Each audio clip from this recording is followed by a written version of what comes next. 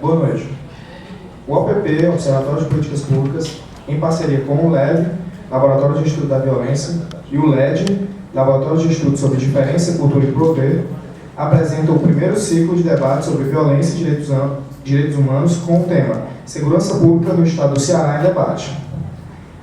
Para compor a mesa, nós convidamos o professor Cândido Bittencourt de Albuquerque, conselheiro federal da OAB no triênio 2013-2015, diretor da Faculdade de Direito da Universidade Federal do Ceará, professor de Direito da Universidade de Direito da Universidade Federal do Ceará.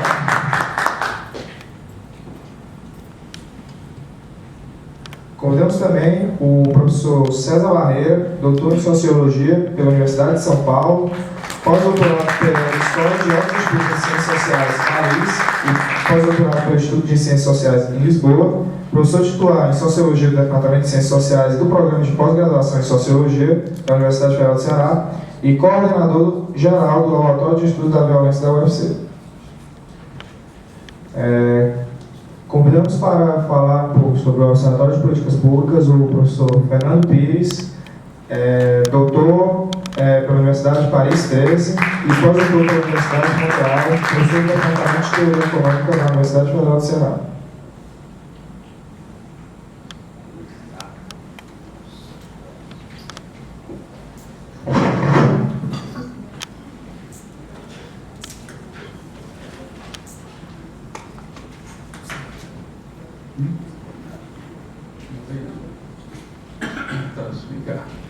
Boa noite a todos.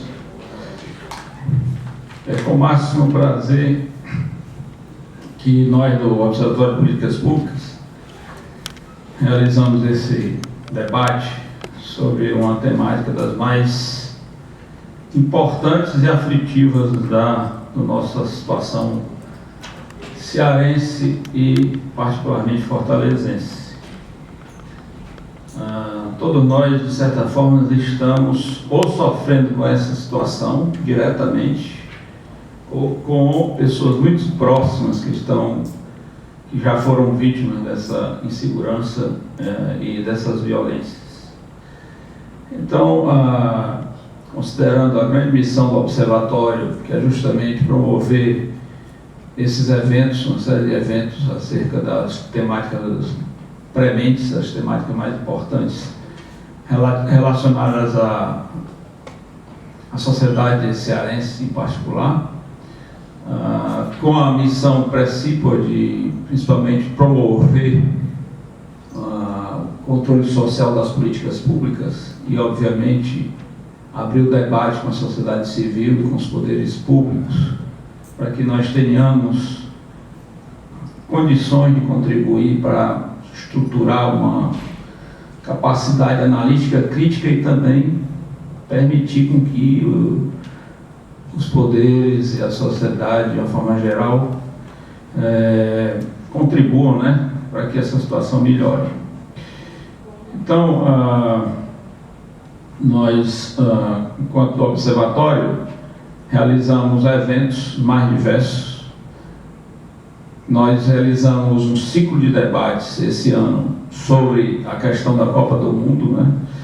5 seminários temáticos Copa e Implicações em Fortaleza, os grandes investimentos na metrópole de Fortaleza. Outra grande questão séria, a questão urbana, né? A questão da mobilidade, uma série de outras coisas, né?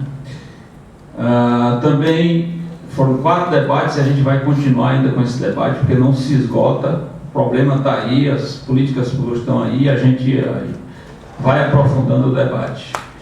Nós temos também uma mesa temática virtual sobre a questão do projeto Mais Médicos, esse projeto do governo federal, né, na área de saúde, que abre também uma discussão muito séria sobre a saúde de uma forma geral, sobre o SUS, sobre a relação público-privada, etc.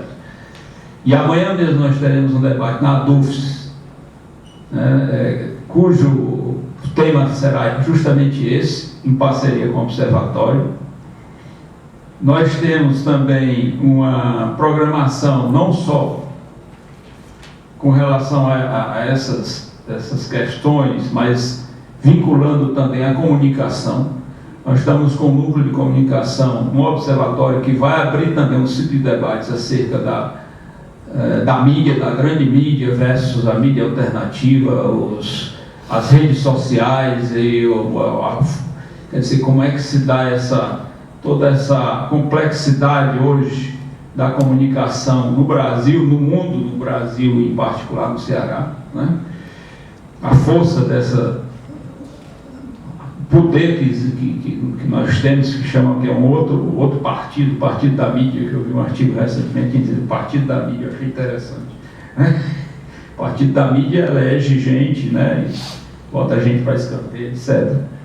Então, vai ser uma discussão interessante também. E com relação especificamente à segurança pública e às violências, né? Nós teremos não só esse debate, que é o debate inaugural. Esse debate foi estruturado no sentido de se começar esse ciclo, né? Dessa forma, ele foi moldado para que nós tivéssemos aqui a Secretaria de Segurança Pública, para colocar a política pública de segurança do Estado do Ceará, mas os contratempos, né, impossibilitou que estivesse aqui o secretário de Segurança Pública. Ontem eu recebi um telefonema da assessoria dele me perguntando 1000 coisas de como seria o debate, eu achei até esquisito, né? Quer dizer, como quem é a plateia, quantas pessoas. Eu digo, meu Deus, eu digo, olha, o auditório é umas 80 pessoas, né? Eu não sei quantas vão estar lá, mas, né? Quer dizer, bom, ele justificou, passou um fax à Corredoria de Extensão, justificando que, como estava, né, ele está entrando agora, sumiu agora, ele estaria sem condições de vir com mais elementos para o debate, mas se prontificou a vir em outro momento que seja necessário. Nós tínhamos também aqui hoje o Padre Lino, mas ele teve que viajar para a Europa. E também havia perspectiva de vinda do representante do Ministério Público.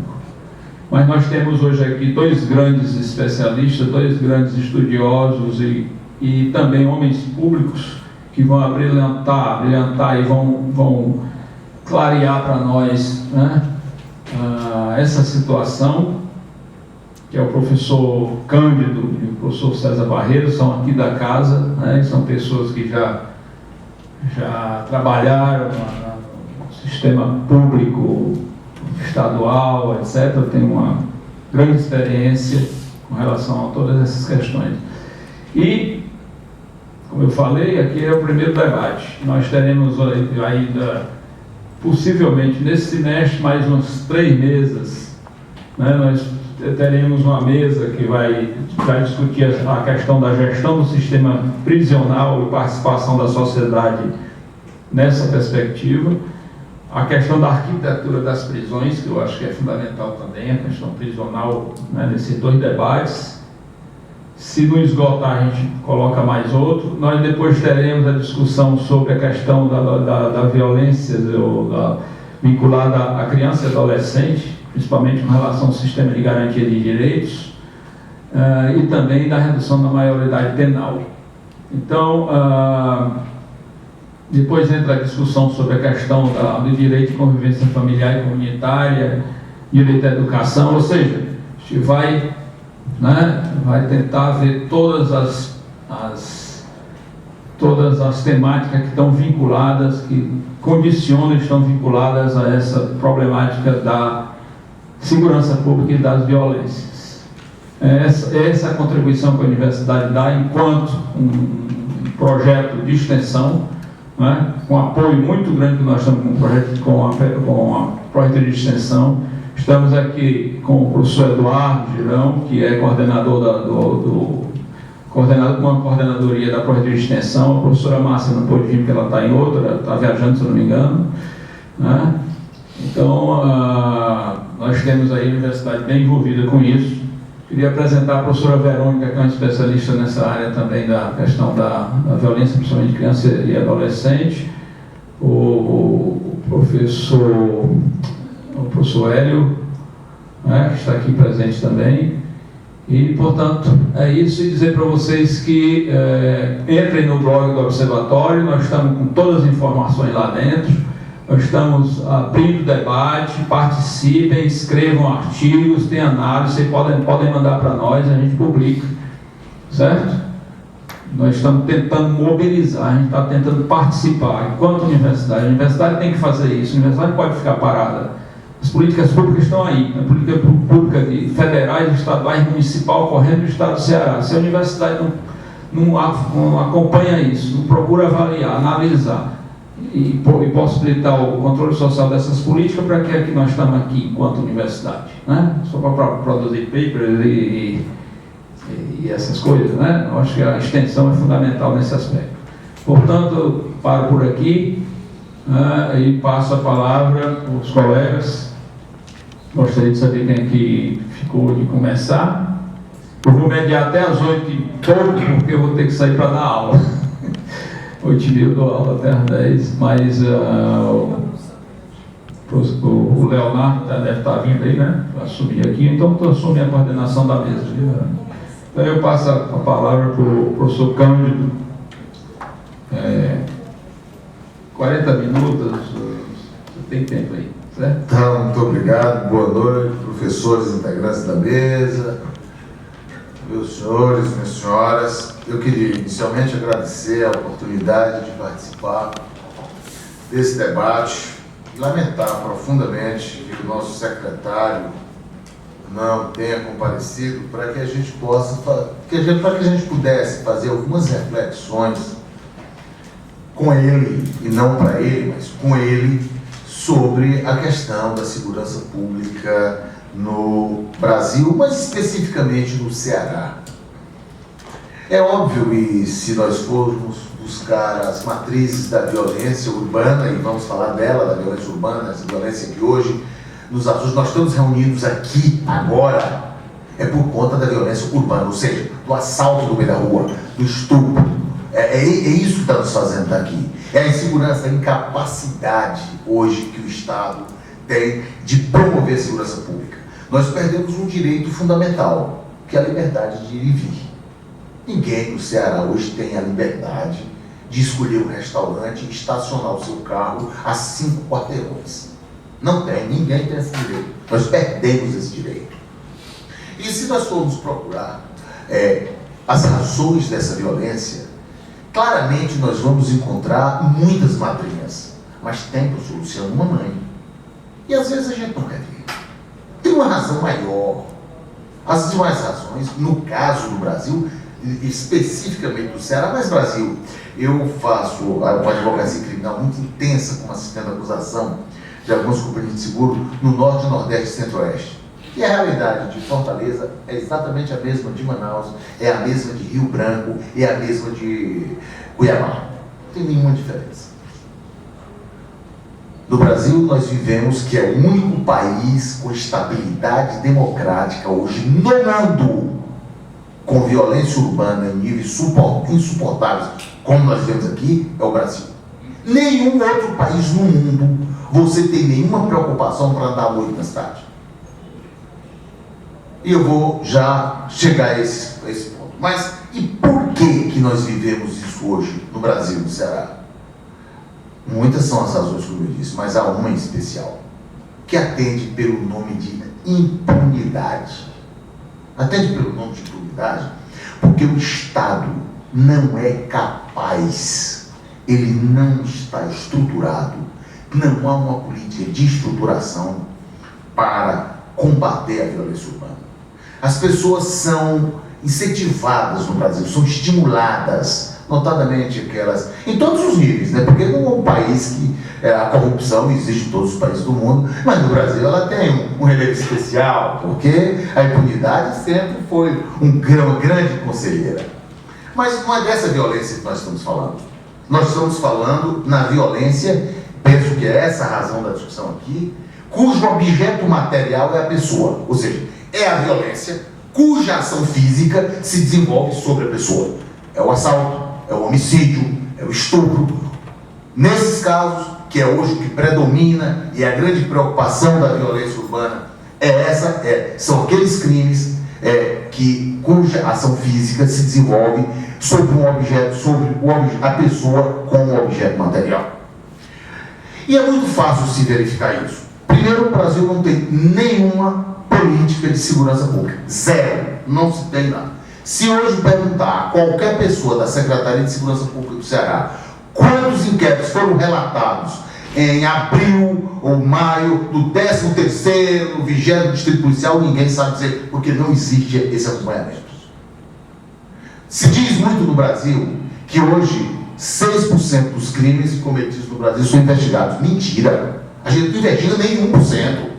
Simplesmente porque não tem estrutura. Eu desafio, eu não sei se o professor Barreira tem essa informação, se o senhor for em qualquer delegacia do Ceará, o senhor vai encontrar representação para instauração de inquérito com mais de 6 meses.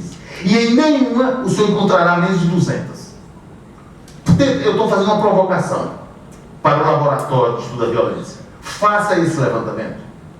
Para que você consiga instaurar um inquérito de estelionato, que é um crime sem violência contra a pessoa, você sofre, porque o delegado diz, doutor, eu não tenho tempo para me ocupar com estelionato, porque eu estou investigando um estupro, eu estou investigando um assalto, um homicídio, e o senhor me vem aqui com estelionato, doutor. Essa realidade eu vivo todo dia no Nordeste, no Norte e no Centro-Oeste. E não há nenhum trabalho nesse sentido. Não há. Não se tem sequer uma estatística para que se possa estruturar as delegacias. Pergunte a alguém do Estado se eles sabem qual é a demanda, por exemplo, na delegacia de furtos e roubos. Eles não têm. Aí você diz, não, a delegacia de furtos tem 6 equipes. 6 equipes? Com 6 equipes você estabelece a seguinte lógica. O assalto cometido hoje só vai ser investigado até o próximo assalto, porque aí você não tem como investigar o anterior. Isso ocorre também com o homicídio.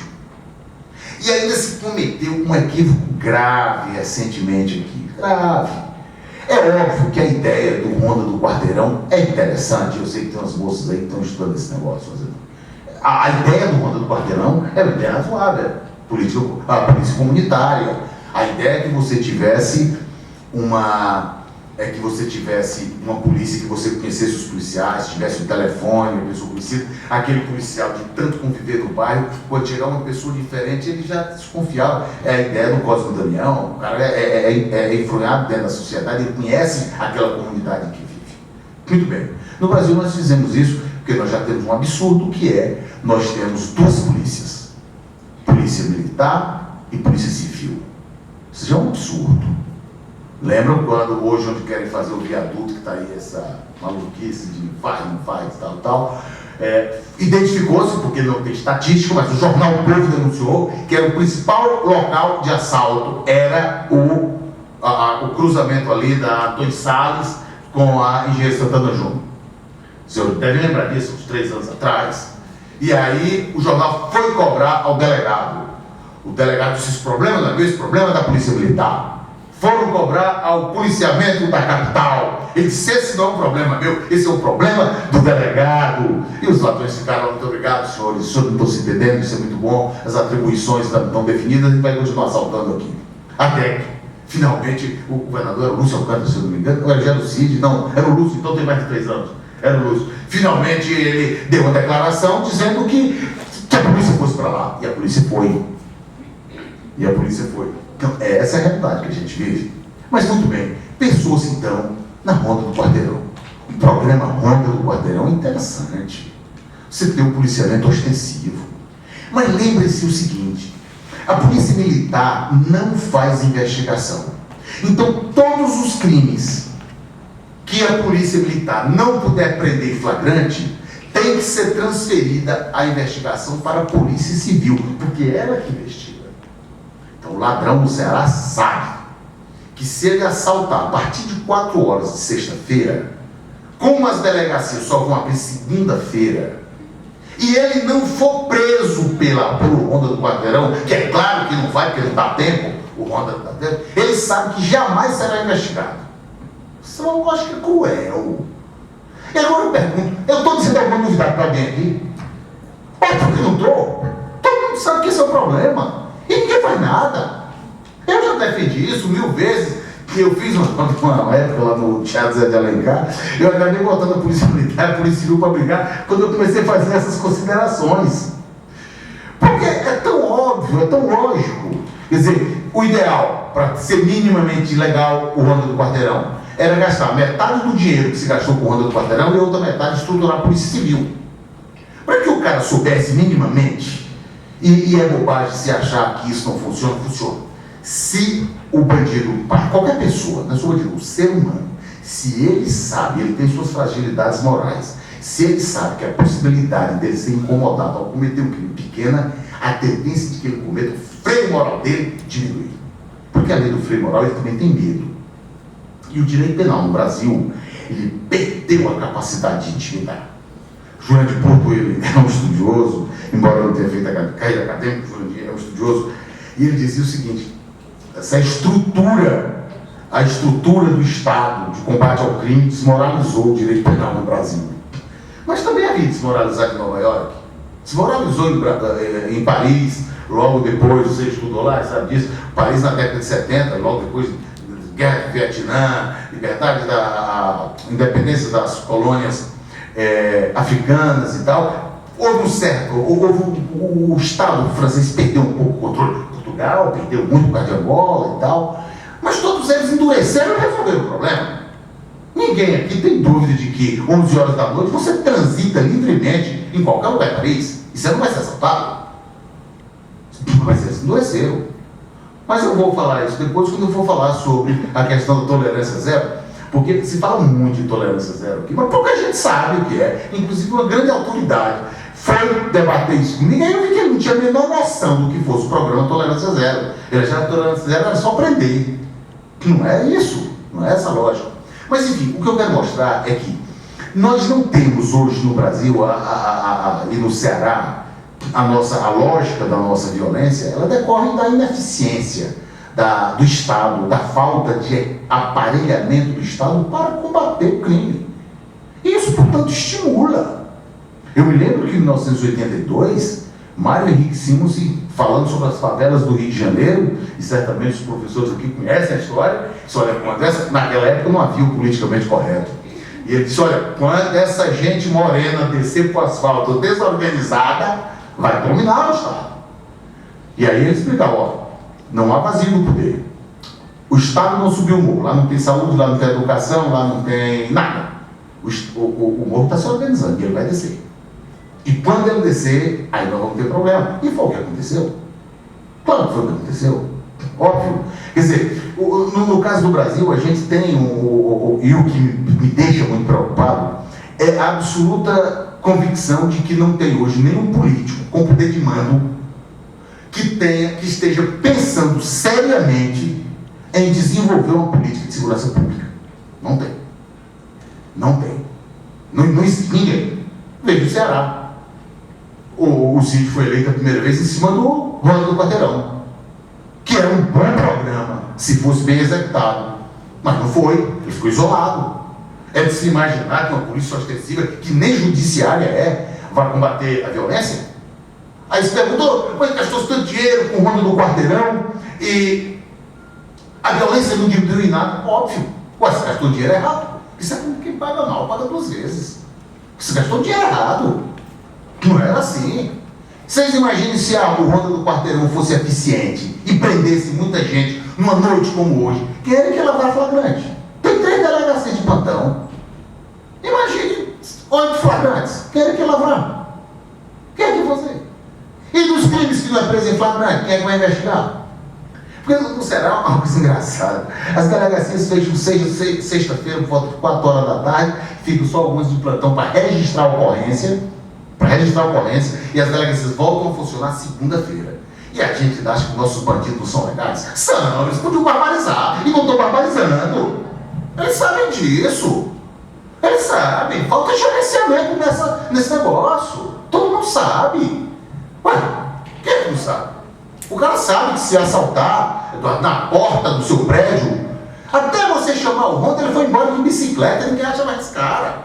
E aí você, para registrar essa ocorrência, Professor Barreira, um promotor de justiça, que eu não vou dar o nome, foi assaltado na rua, por sinal, José Cândido, lá no Monte Castelo. Ele ia descendo na casa da mãe dele, 2 rapazes pararam de bicicleta, perderam o revólver na cabeça, tomaram tudo dele. Muito bem. De lá mandaram ele vir registrar o BO, promotor de justiça.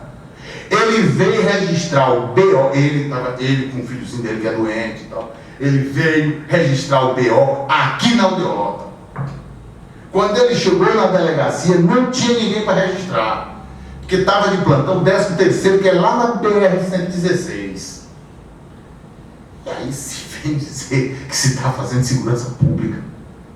E aí, mas se a gente quiser aqui, a gente encontra 1000 razões para explicar a nossa violência. Claro, então vamos encontrar. Uma diferença social, que tem preto, tem branco, tem rico, tem pobre, tem cara morando em favela, tem outro morando na beira-mar, em apartamento de segurança. Sabe o dia? Claro que é. Você vai encontrar todo motivo que você quiser. Mas ele tem dificuldade de chegar a esses motivos diante desses que eu estou apontando. Tem dificuldade. E a experiência que eu visto em alguns países, mas assim, eu não vou nem falar da Colômbia aqui, não vou falar. Vou falar de coisas mais emblemáticas, porque lá tinha uma dificuldade institucional, alguns problemas, ainda hoje tem. E eu quero falar de um país que não tem essas dificuldades, que é o caso do Brasil. O Brasil não vai dizer que no Brasil hoje tem umas Farc, não tem. Que no Brasil não tem sequer uma máfia decente, não tem. O Brasil não tem. Aqui é um bandidinho vagabundo de esquina que assalta mesmo, que toma a arma da polícia. E depois não é investigado, porque não tem que investigue. Os senhores têm noção do contingente da Polícia Civil do Ceará? Para 9 milhões de habitantes? Se os senhores compararem esse contingente com o da Finlândia, vou pegar pela ordem, Finlândia, Suécia, Noruega e Nova Zelândia. Não vou nem falar do Japão, porque a eficiência deles não me permite que bote aqui, não?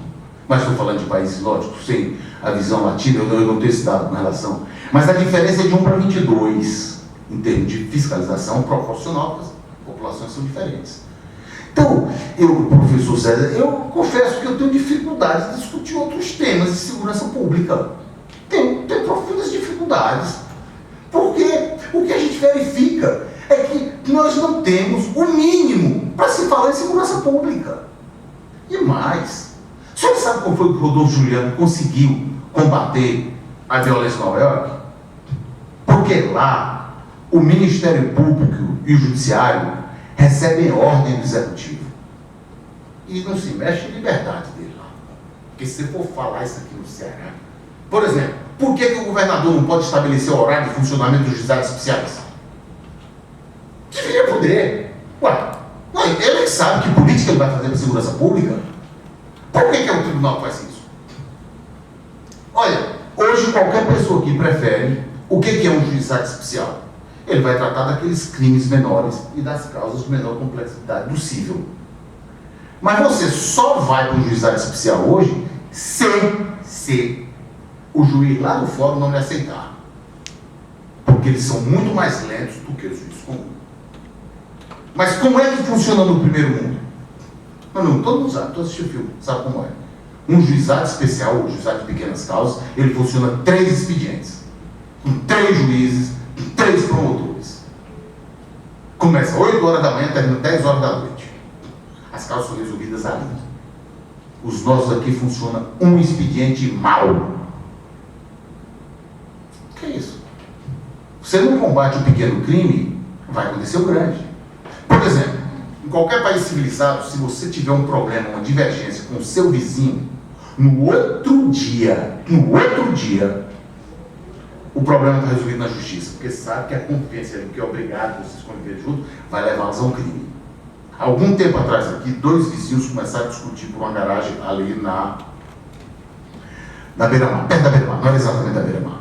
E eu acompanhei um deles à justiça, onde tinha uma audiência. Um deles, bêbado, tal, de vez em quando tomava a garagem do outro. Quando terminou a audiência, a juíza olhou para mim e disse: mas doutor, com tanta coisa séria aqui, e eu tenho que perder meu tempo com um negócio desse. Eu digo, doutora, que tristeza eu tenho que ouvir isso. Que tristeza. Ou seja, a senhora está dizendo o seguinte: peça para eles se matarem, que aí eu resolvo. Qualquer país civilizado do mundo resolveria imediatamente esse conflito de garagem para que ele não se transformasse num homicídio. Essa é a lógica em qualquer país civilizado do mundo. Aqui não. Não tem estrutura, o judiciário não funciona mesmo. O Ministério Público está para um lado, o juiz para outro, a polícia para outro, não há uma coordenação. Vejamos o caso de Nova York. Quem era que cometia o atrevimento, em 1992, por exemplo, de sair do Times Square a pé para 57? Ali pela Sexta, quem é que foi disso? Ele é assaltado. Chegando perto do Central Park, aí o sujeito não passava nem perto, porque está perto do Harlem, ali, o pessoal, os negros desciam ali e barbarizavam. Tudo bem. Apareceu um prefeito que disse, bom, o que eu tenho que fazer? Eu tenho que ter uma lógica em que eu possa ter uma polícia, uma resposta para a demanda da violência. Eu preciso ter uma resposta, eu preciso ter uma demanda, eu preciso saber o que eu preciso. Só que ele tinha sido promotor em quase todos os distritos de Nova York. E ele foi assessorado como professor de Columbia, que tinha feito uma experiência, que eu certamente conhece, uma experiência interessantíssima. Em 1991, o professor pegou um carro, modelo X, de uma cor X, e botou numa rua do lado. Pegou um carro absolutamente igual e botou no Beggars Hill, em Los Angeles. No dia seguinte, o carro que estava no ar estava todo quebrado, todo espatifado. Todo quebrado. E aí, arrancado, no fim, não ficou nada do carro. Tudo bem. E o lá de Los Angeles, ninguém triscou nele, você conhece essa história. Ninguém triscou no carro. Que é a teoria da janela quebrada. O que o cara foi? Ele não fez nada mais do que isso. Ele foi lá e quebrou o sistema. Ele disse, bom, em Brasil, o sistema está organizado. Lá em Nova York, era lixo na rua, rato, bandido, polícia armada, estava esculhambado, sujo, fedorento, botou um carro no implanto, estava fora do sistema, quebrado logo. O outro que estava lá em Los Angeles, ninguém mexeu. Estava em Brasil, no rodeio, quem é que vai quebrar um carro ali? Está dentro do sistema perfeito, rua limpa, carro limpo, perfeito. E ninguém mexeu no carro uma semana. O cara foi lá e quebrou uma janela. Ele só fez isso, ele quebrou a janela. Quebrou uma janela. 3 dias depois o carro estava todo depenado. Quebrou o sistema? Quebrou o sistema. O Estado tem que ter um sistema. É preciso que o Estado tenha um sistema para que eu respeite o sistema. E essa foi a lógica. Como foi que eles acabaram com a violência no metrô de Nova York? O metrô era sujo, nojento, feio, limpa, bota, as grandes saídas de lá. Não está no sistema, não está na ordem. E aí você não quer quebrar a ordem. Quando você reconhece a ordem, você tem medo de quebrá-la. Mas se ela não existe, você vai respeitar quem? Respeitar o quê? Por quê? Olha, se já não tem nada, eu moro aqui num bairro que não tem polícia, não tem saúde, não tem educação, eu vou respeitar o quê? Se o Estado me respeita, e aí que é a tolerância zero, se o Estado me respeita, por que eu vou respeitar o Estado? Essa que é a lógica.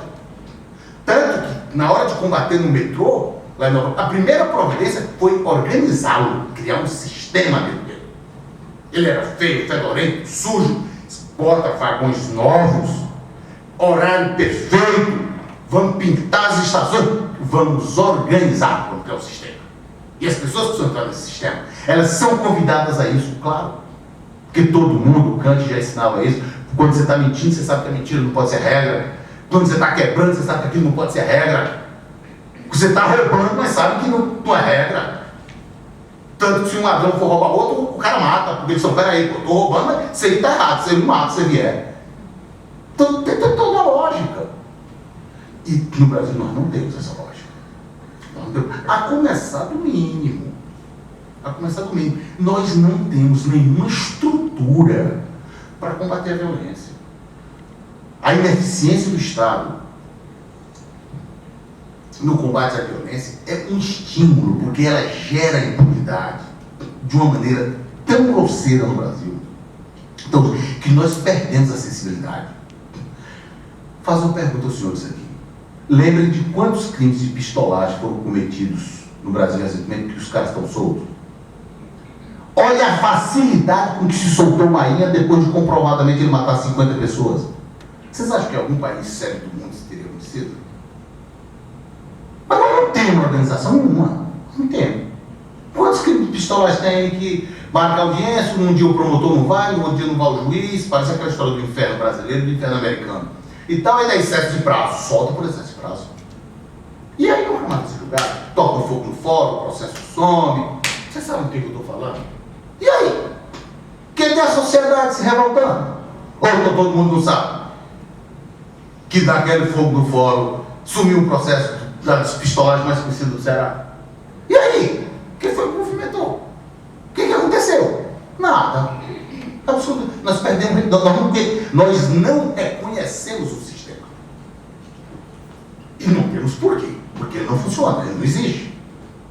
Ele não existe. Então, eu tenho uma dúvida muito grande, e até porque a abordagem que eu estou fazendo aqui é uma abordagem absolutamente primária. Absolutamente primária. Eu não estou falando sobre as razões que levam a pessoa ao crime. Eu estou falando sobre, e para mim isso é o mais importante, agora, na situação de absoluta falta de controle sobre a violência urbana. Para mim essa é a questão. O grande problema hoje é o Estado, o grande bandido é o Estado. Porque ele está estimulando ao não operar de forma alguma nessa repressão. Eu penso que ele é o responsável. Ele é o responsável. É caro fazer essa segurança pública. Bom, nós não temos sistema penitenciário. Começa por aí. É um desrespeito você prender alguém no Brasil. Porque você prende e o cara, a primeira coisa que ele perde é a segurança. Olha a contradição. Ele vai ser submetido a uma gangue lá dentro do presídio. Quer dizer, o Estado, quando ele prende alguém, ele tira do cara a condição mínima que seria a segurança. Ou seja, o cidadão é entregue ao Estado e o Estado, a primeira coisa que se reconhece é que ele perdeu a segurança. Ou ele tem dinheiro para bancar a segurança dele dentro do presídio, dá dinheiro aos caras que controlam o presídio, ou ele vai servir a gangue dentro do presídio, ou ele vai ser vítima de violência.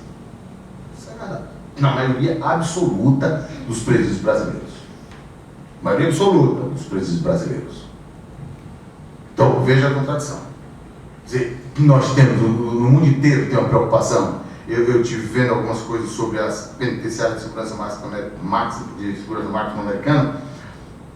A preocupação deles é com a terapia ocupacional, dá um trabalho, dá uma ocupação para o preso. Aqui a gente faz de conta. Aqui se faz de conta. Professor César, a maior desmoralização que nós já fizemos com o ordenamento jurídico no Brasil foi com as penas alternativas. E eu vou fazer essa colocação aqui para a gente poder debater mais aprofundadamente. Com a reforma de 1984, criou-se no Brasil as penas alternativas, restritivas de direito, que veio com a Lei 7.209 de 2004. Estabeleceu-se que naquelas condenações com pena inferior a 2 anos,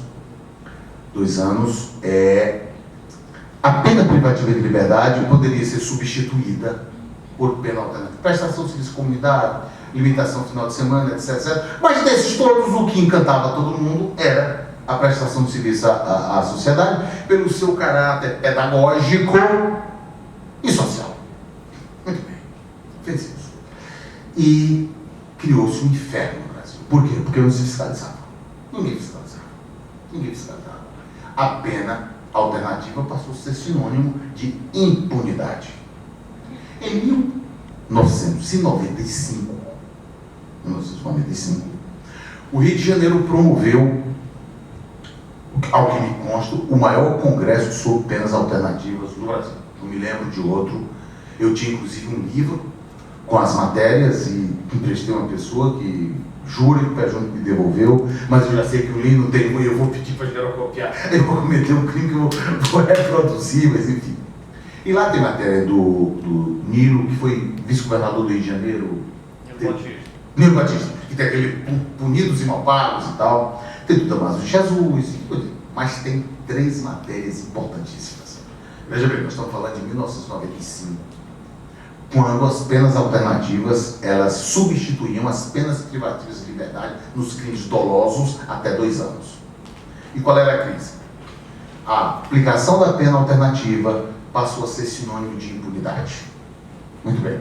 No Ceará, para vocês terem uma ideia, os juízes, inclusive já morreu um desses juízes, toda a pena alternativa eles mandavam cumprir ou no IML, ou como auxiliar de necrópsia, ou no IJF, na contabilidade do IJF. Você deve cumprir a pena alternativa aos sábados, domingos e feriados. Período em que a contabilidade do IJF, obviamente, não funciona. O livro ficava ali na porta. O livro ficava na porta. Tinham 150 pessoas cumprindo a pena. Então o cara passava de calção para ir tomar água na praia, assinava o livro e ia para a praia. E essa é a verdade. Os outros foram para o IML como auxiliar de necrópsia. E tem a história do Carlinho, que o rapaz entrou meio assustado ali, para fazer a necrópsia e tal, e eles tinham uma serra para abrir o externo. O cara ficou por ali, um auxiliar de pedreiro, podendo ir ajeitar uma escola pública, porque a lei diz que deve ser de acordo com as ocupações anteriores. Então o cara foi para o IML. Quando chegou lá, o Carlinho, que tomava uma para fazer aquela necrópsia ali, pegou a serra ali e sem nenhum critério, chegou e meteu no chão, pá, o cara caiu, pá, desmaiou. Então era assim que se fizeram a pena alternativa. E se fez esse congresso, importantíssimo até hoje, lamento profundamente, não tem, na época eu quis ir, não pude ir, eu era presidente da OAB aqui no Ceará, e tinha muita vontade de ir, porque eu sempre achei que a pena alternativa era uma grande solução para os crimes sem violência contra a pessoa, mas que ele não pode ser transformado em impunidade. Mas eu não pude ir, por compromissos profissionais, eu não pude ir. E vieram 3 juízes de execução penal alternativa do exterior. 2 vieram de Birmingham, no norte da Inglaterra, e um de uma cidade próxima a Dallas, no Texas. Próximo a Dallas. Encontrei esse livro. Esse congresso foi promovido pela Secretaria de Negócios Penitenciários do Rio de Janeiro. Depois de todas as discussões que eles conversaram aqui, eles chegaram à seguinte conclusão. Tem a matéria de um juiz de Londres, discurso de Birmingham, da Inglaterra, que ele explicava o seguinte: lá na Inglaterra, cada preso que tinha uma pena alternativa à prisão, ele era entregue a um oficial X, que eles chamam de office probation, é o cara que vai acompanhá-lo. Então ele explicava o seguinte: olha, aqui é o seguinte, eu posso ter um oficial de justiça ou um oficial responsável pela execução da pena, e eu posso deixar com ele até 30 pessoas. Por exemplo, o sujeito foi condenado porque estava dirigindo embriagado. Esse cara corre mais risco, eu vou proibir de dirigir durante 6 meses. E ele não sabe quem é a pessoa que vai executar a pena dele, que vai acompanhar a execução da pena dele. E eu vou dizer a ele: ó, você vai para casa, sem problema nenhum. Você iria passar 8 meses preso, mas você vai passar 2 anos sem dirigir. Você está proibido de dirigir. E essa pessoa responsável por ele ficava com o endereço da casa dele, do trabalho dele, da escola dos filhos, do clube que ele frequentava, e ele, sem saber, era acompanhado por esse cara. Então, por exemplo, ele ia para o trabalho, mas quando ele chegava lá no trabalho, quando ele estava saindo da casa dele, estava lá o cara olhando para ele. Se ele fosse apanhar dirigindo, ele ia direto na cadeia. Mas vamos imaginar que o cara que está entrando em liberdade condicional seja um traficante de droga. Esse precisa ser acompanhado mais de perto. Aí o oficial de provação dele, de acompanhamento dele, vai ter no mínimo, no máximo, 5, 6 ou 10, para que durante o dia ele possa acompanhá-lo mais de uma vez. E aí você faz da alternativa uma pena. Pois muito bem, constatou-se, portanto, isso por uma unanimidade. A pena alternativa no Brasil está desmoralizada porque nós não temos como acompanhar a execução. O que aconteceu em 98? Ampliou-se a pena alternativa, que era a substituição até 2 anos, passou a ser até 4, e não se adotou nenhuma providência para cumprir a execução da pena. Ou seja, tinha-se o problema na mão, sabia-se qual era a solução e agravou-se o problema de forma absolutamente irresponsável. E é esse o país que diz que tem problema de segurança, que está combatendo a violência? Como? Eu sei que talvez até esteja frustrando Meu tempo já passou, já vou encerrar. É muito, mas já falei demais. Eu estou agora falando de relógio, acho que já disse coisa que não precisava dizer e certamente já estou me repetindo. Mas enfim, eu peço desculpas aos senhores e certamente causei alguma frustração, porque os senhores esperavam uma abordagem mais talvez sociológica, mas aí eu deixo para os meus professores. Eu já trabalhei com a segurança pública, eu já tive o desplante de fazer 2 programas de segurança pública para o estado do Ceará, e no dia que eu fizer um terceiro podem me internar, porque os 2 foram jogados numa lata de lixo, ninguém nunca pensou, e era o mínimo que eu queria. Era que a corregedoria, que a única coisa que faz aqui é instaurar uma sindicância quando um policial é acusado de dar um tapa na cara de alguém, que deve ser punido por isso, mas jamais investigou uma delegacia porque não relatou inquérito nos últimos 3 meses. Jamais foi atrás para saber por que crimes tais, a investigação é abandonada no meio da investigação, por que aquela investigação é abandonada. E, finalmente, nós temos, esse é um tema que preocupa realmente, a questão da corrupção. Mas a corrupção, me perdoem pelo equívoco que eu vou cometer, ela não é tão grave, e ela é gravíssima. Olha o que eu estou dizendo. Ela não é tão grave, mas ela é gravíssima. Mas não é tão grave quanto a inoperância do Estado. Não é. E não me digam que a corrupção é que faz ser inoperante. É não. Querem ver um exemplo aqui? No 15º Distrito Policial, ali na cidade, 2000, uma pessoa foi assaltada e correu na delegacia. Disse: olha, fui assaltada ali, os bandidos saíram de bicicleta ali, vamos lá. Não dá, porque a delegada foi almoçar, levou o carro, isso é verdade, estou contando, isso é verdade. Mas só tem uma viatura, na outra está quebrada.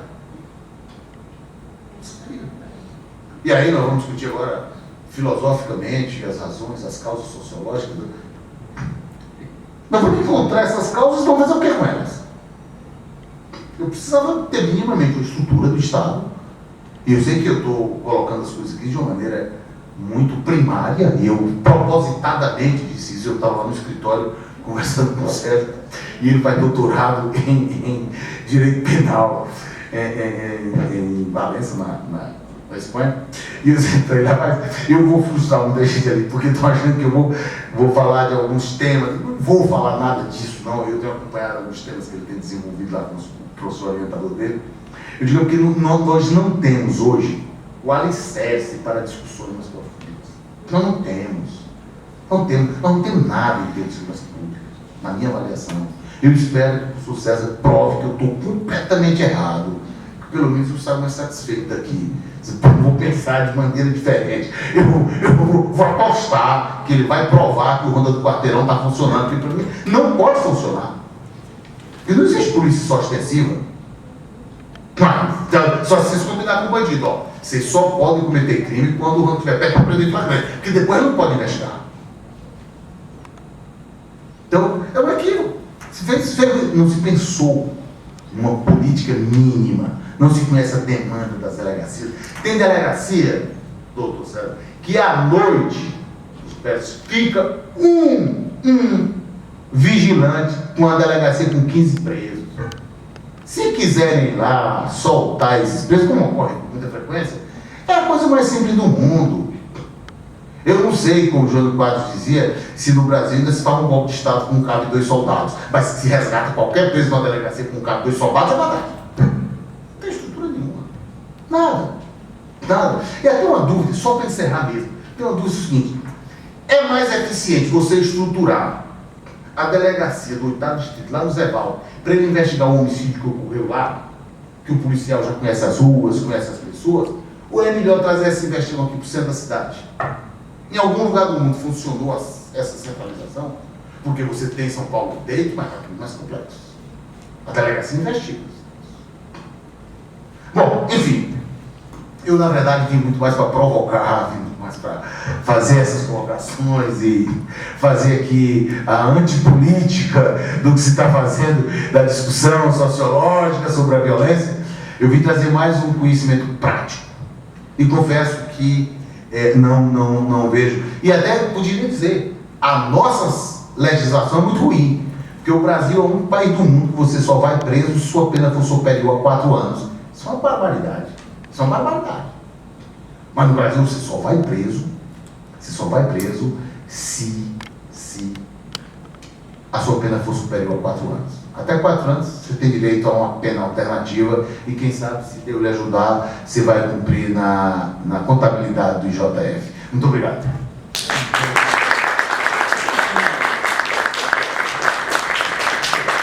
Agradeço ao professor Cândido, por essa exposição bastante ilustrativa e mostrando as entranhas aí da estrutura da segurança pública ou da falta de estrutura. E o desafio que ele lançou aqui para o César, que eu passo a palavra agora para o professor César Barreira. Então, boa noite a todos e a todas. Um prazer realmente participar de um debate com essa temática, um prazer poder estar no mesa aqui com o Dr. Cândido, com o Dr. Fernando, e que eu digo sempre que cada debate desse eu aprendo alguma coisa, né? E eu aprendo muito. Esses debates que a gente tem agora na Pró-Reitoria de Extensão, eu fui lá, já falei, mas eu aprendo mais do que o que eu falo, tá? Então hoje é mais uma aula que eu tenho. E o Dr. Cândido me deixa um grande desafio, que é tentar ver como é que a gente poderia situar essa questão de uma política de segurança pública ou uma ausência de uma política de segurança pública, que eu acho que essa ausência termina nos levando a uma inquietação bem maior. Mas eu vou tentar jogar, basicamente, a partir de 3 grandes pontos que eu vou tentar conduzir aqui minha fala, tá? Uma primeira é ver alguns aspectos mais gerais, mas buscando tentar trabalhar a questão da segurança pública dentro desse legado que foi nos deixado pelo regime militar, tá? Isso nós não podemos nos esquecer, tá? Nós estamos ainda vivendo e vivenciando uma situação que é muito colada a esse regime militar. Um segundo aspecto são algumas situações bem específicas que nós tivemos aqui no estado do Ceará. E aí, no caso, nós não podemos esquecer dos 3 últimos coronéis que dirigiram, né, o estado, Virgílio Távora, Adalto Bezerra e César Carlos, né, que deixaram um legado, de certa forma a gente vai ter que trabalhar um pouco. E um pouco depois eu vou levantar algumas questões que César Barreira pensa sobre segurança pública, tá? A partir de algumas reflexões que eu tenho feito, alguns estudos, algumas inserções já na segurança pública que eu tive o prazer ou o desprazer de participar, tá?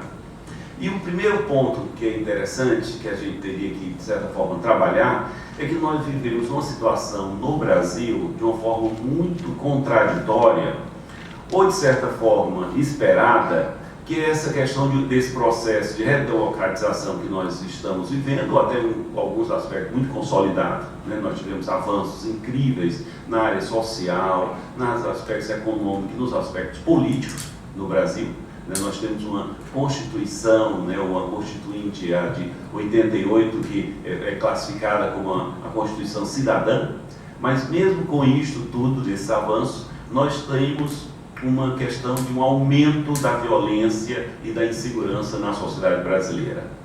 E isso é muito preocupante porque nós estamos, de certa forma, nesse legado, né, como o Dr. Cândido ressaltou, nós estamos vivendo um regime democrático, né, exemplo para outros países, mas nós estamos vivendo exemplo de insegurança e de violência para outros países também.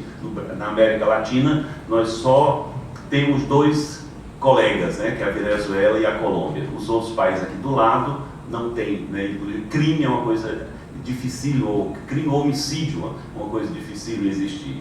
E aí entra, de certa forma, essa dificuldade que nós estamos vivenciando no Brasil, que é a dificuldade da implantação da lei e da ordem em um Estado democrático de direito. Eu acho que essa máxima, até hoje, nós não aprendemos a aplicá-la. Nós aplicamos na marra, com violência, com violação dos direitos humanos, com corrupção, com abuso de autoridade.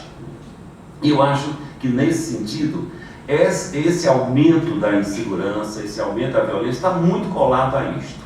Tá? Eu não separo, não divorcio essa situação dessas questões ligadas a ao não avanço na área da segurança pública com relação a essa questão dessa insegurança que nós estamos vivenciando, que é isso que o doutor Cândido destacou, e realmente é isso, né? Nós estamos vivendo uma sociedade onde nós somos presos, né? Prisioneiros. Eu estou, inclusive, participando como co-orientador de um aluno, de um professor da arquitetura, que está trabalhando a questão da arquitetura do medo. É um tema que eu acho que todos nós deveríamos nos preocupar. Nós estamos vivendo realmente um cenário de medo, né, na cidade de Fortaleza e no Brasil como um todo. Em algumas cidades houve avanço na área de segurança, né, diminuição de violência e de homicídios, mas ainda esse cenário é o que predomina, né? São as grades, são as cercas elétricas, são os cães, são as pessoas armadas, né, que de certa forma ainda dão, de certa forma, essas grandes cartadas, né? E é interessante que, colado a essa discussão, que eu estou falando do abuso de autoridade, nós vamos ter também um aumento cada vez maior de envolvimento de policiais com o mundo do crime. Então nós estamos, de certa forma, quase que caminhando para uma não saída, né? A quem a gente confia. Mas aí nós estamos, de certa forma, nos deparando com uma situação que é muito interessante, que a população continua exigindo mais ordem, né, e mais segurança, mesmo que ela não confie nesses órgãos de segurança. Se a gente fizer uma pesquisa, aparece claramente a necessidade de mais delegacias, de mais policiais, de mais punição, né? Então é interessante a gente ver como essas questões, de certa forma, elas não caminham, né, de uma forma muito harmônica, porque continua a desconfiança. Eu, inclusive, já fiz uma pesquisa e perguntava qual é a maior necessidade aqui no bairro, aparecia muito posto de saúde e delegacia. E eu perguntava, e você confia nos policiais? Não. Se você estiver ao lado de um policial, você está seguro? Não. Né? E isso, de certa forma, é o que marca profundamente a nossa sociabilidade. Né? E a nossa sociabilidade, que eu digo muito, que é uma sociabilidade hoje colada a esse clima de medo e de insegurança que nós vivemos. Então vocês imaginam uma geração que é toda socializada ou sociabilizada nessa prática da violência, na prática do medo, né? Onde nós não podemos ir a um local X, nós temos que saber quais são as roupas, né, que nós podemos usar. Então os pais sabem que horas podem os filhos saírem, eles mesmos já introjetaram essa situação. Então nós estamos vivendo uma situação que é preocupante. Nós estamos vivendo com uma geração todinha que é socializada com esse dado, né? Mas ao mesmo tempo é interessante, com todas essas discussões que nós fazemos aqui, isso aí na fala do Dr. Cândido ficou muito claro, como essa questão da segurança pública é uma questão politizada, tá? E ela é politizada fundamentalmente porque a presença ou ausência do governo nesta área é fundamental para a gente ter uma análise positiva ou negativa do governo. O governo é fundamentalmente analisado pela sua condição, ou sua possibilidade de dar paz à sociedade.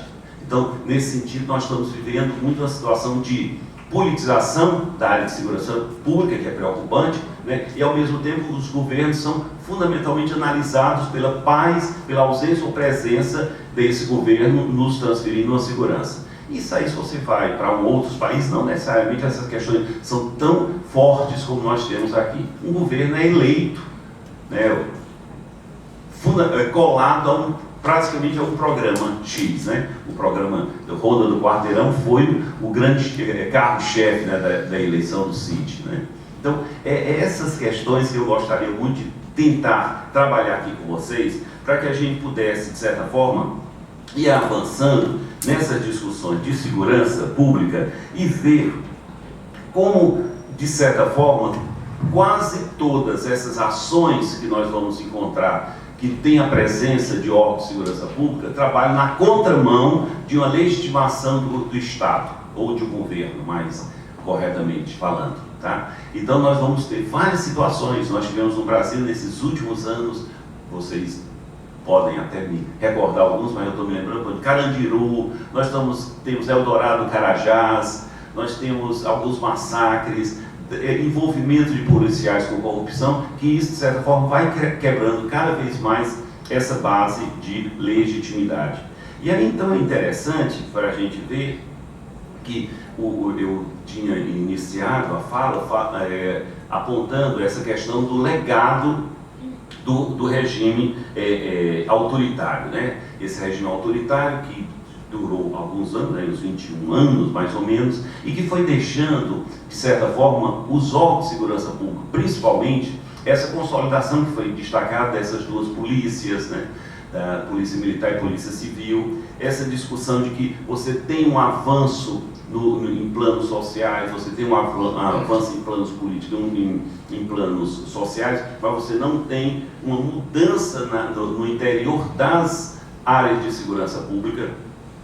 E aí é interessante que alguns autores, eu estou me lembrando aqui de um deles, que é o sociólogo de São Paulo, o coordenador do NEV, né, que é o Sérgio Adorno, que ele fala de que essas mudanças, elas são lentas e complexas, e elas seriam praticamente quase como um rito de passagem, diferente de uma varinha de condão. Não é que você tem uma questão de uma passagem para um regime democrático e você teria uma democratização dessas instituições. Ao contrário, nós vamos ter que passar ainda pelo rito de passagem, que eu gostaria que fosse o mais rápido possível, mas nós vamos ter que vivenciar essa lentidão e essa complexidade dessas mudanças.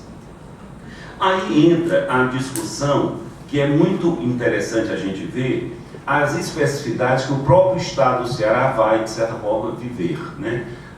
Nós tivemos uma polícia, não só precária, né, que continua precária, mas era mais precária ainda, né, no interior do Estado e aqui mesmo na capital, onde nós tínhamos basicamente uma dificuldade de a gente saber quais eram uma prática pública e uma prática privada, práticas ilegais e práticas legais, né? Então, essas questões dessa mistura do público e do privado, que no Brasil é uma das máximas, né? No estado do Ceará ainda era mais forte, né? Onde existia fundamentalmente era uma preservação das propriedades, né?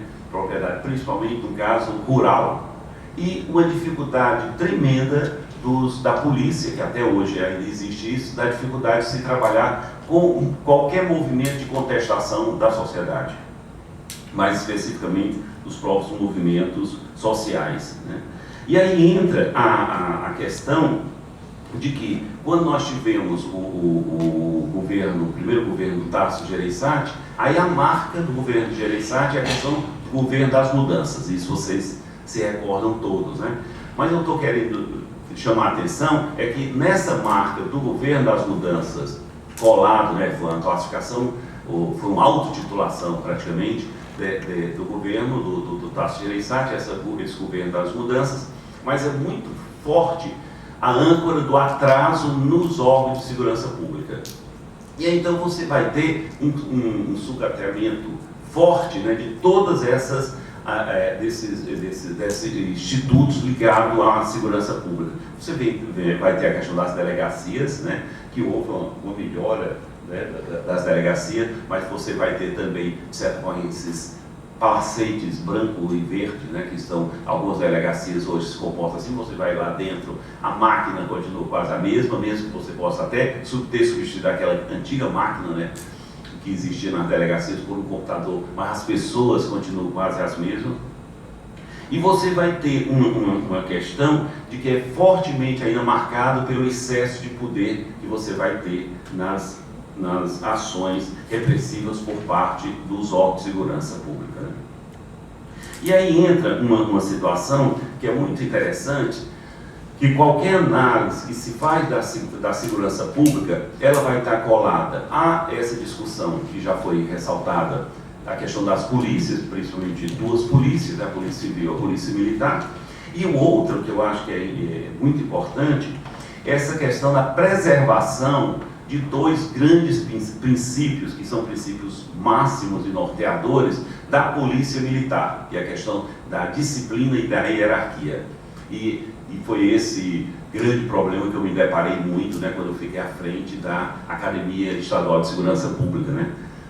E era essa marca, né, da questão da disciplina e da hierarquia. Eu vivia, inclusive, lá dizendo, né, para eles Eu disse, mas interessante, eu venho de uma instituição que é tida fora a igreja católica mais hierárquica do mundo, né, que é a universidade, né? Nós estamos, a universidade é uma instituição altamente hierárquica, mas não é a hierarquia que nós vamos enfrentar no seio da polícia militar. No mesmo caso, a questão da disciplina, né? Acho que disciplina é uma questão nossa, né, de cada dia, né, onde a gente tem que viver, né, dentro de códigos disciplinares, dentro de uma disciplina na casa da gente, na escola, num ambiente desse de auditório, isso tem disciplina, mas não precisa ser aquelas questões que são dadas ou eles acham que introjetam a disciplina pela ordem do dia, né? Então, a ordem do dia que eles têm que realizar nos quartéis, na própria academia, realizado, isso é que termina sendo uma máxima de preservação dessa disciplina. Nessa situação toda, é interessante também a gente voltar aí um pouquinho e ver assim que nós começamos a pensar em algumas mudanças que poderiam ocorrer na política de segurança pública no Estado, e eu acho que vocês vão se recordar todo, que a primeira medida do Tasso Gereissati foi chamar, né, uma pessoa que não fazia parte das polícias do Estado e não era cearense, né? Então ele chama o Morônio Torrano, né, para dirigir, né, a Secretaria de Segurança Pública, era um de origem como delegado da Polícia Federal e gaúchos, né? E é interessante que essa marca, né, que de certa forma criou uma primeira cisão no seio da polícia, porque eles achavam que poderiam ter policiais que teriam competência, né, para ser secretário, começa a fazer com que haja uma tentativa desse caso positiva. Eu achei que foi uma medida positiva, não necessariamente as pessoas que foram escolhidas, eu poderia escolher outras, mas o fato de ter esse perfil poderia ser positivo, porque era a possibilidade de você ter uma pessoa que era externa às nossas polícias. E aí era a grande possibilidade também que você teria de separar o joio do trigo, né? Essa famosa frase que fala muito de separar o lado podre, né, da polícia. E isso tudo ficou muito em voga. E é interessante que uma das primeiras medidas que o Morônio e o Torrano vão tomar é, de certa forma, fazer aquela grande campanha para acabar com a pistolagem no estado do Ceará, né? E aí é que entra, inclusive, uma delas, a questão da prisão do Mainha, né? E é interessante também que, nesse sentido, começamos a perceber essas mudanças internas no setor de polícia. Eu não estou dizendo que foi bom ou ruim, mas houve, tá, essa mudança. Tá? E é interessante também que todas essas mudanças, elas visavam fundamentalmente uma questão de recuperar a questão da credibilidade e da confiança junto à população. Tá? E aí, então, junto a essa credibilidade e de confiança, nós vamos encontrar muito uma situação que, de certa forma, foi a aproximação das próprias universidades, né? Que também era um dado que, em princípio, poderia ter sido bastante positivo. Mas, ao mesmo tempo que existe essa busca de uma certa credibilidade, de uma certa moralidade por parte dos órgãos de segurança, nós vamos ver, ao lado disso, escândalos, né? E que eu acho que nesse sentido são essas situações que maculam cada vez mais essas questões na ordem da polícia, da segurança pública. Um grande escândalo que teve, eu acho que vocês acompanharam, que foi aquela questão do pedreiro, né, que estava sendo torturado, né? Então é muito interessante, porque não só esse fato, né, de ter sido descoberto esse pedreiro sendo torturado, foi a própria discussão que começou a surgir, não só com relação às condições precárias das delegacias, mas também a existência da tortura, né? Como se isso tivesse dado uma coisa de se tornasse translúcida, né, a questão da tortura. E na tortura, que é interessante, porque a tortura no Brasil, ela existiu fortemente no regime militar, mas era tortura de presos políticos. A partir da redemocratização, começa a ser a tortura basicamente para negros, pobres e pessoas da periferia da cidade, né? Então esse primeiro escândalo, de certa forma, deixou escancarada essa situação da vulnerabilidade crítica por parte dos órgãos de segurança. Um outro foi aquela questão que tornou também muito paradigmática, que ficou classificado como caso França, né? Foi um policial que comandava, né, várias gangues aí de roubo de carro. Ele foi mesmo preso, inclusive, dentro de um carro roubado, essa questão toda. E um terceiro caso, que eu acho que não assumiu tanto essa conotação da tortura do pedreiro, e também nesse caso França, eu não sei se vocês se lembram de uma ação militar que teve com dos trabalhadores rurais que estavam acampados na Bezerra de Menezes, em frente à Secretaria da Agricultura, né? Eu não sei se vocês se lembram que foi uma invasão totalmente ilegal, foi feita à noite, e eles fizeram um circo proibindo das pessoas irem e vir, a pessoa inclusive poder receber alimentos, né? E que foi a marca daquela época, foi o não diálogo. Esses três aspectos, a tortura, a questão do escândalo França e essa ação militar desastrosa que teve na Bezerra de Menezes, de certa forma foram grandes máculas que, de certa forma, a gente continua, de certa forma, presenciando. E então eu estou querendo deixar aqui para vocês como a área de segurança é um campo minado de aceitação e de negação social. Ao mesmo tempo que é negado, ele termina tendo alguns lugares de possíveis aceitação. E aí então entra uma questão fortemente do descrédito que os órgãos de segurança pública estão vivendo.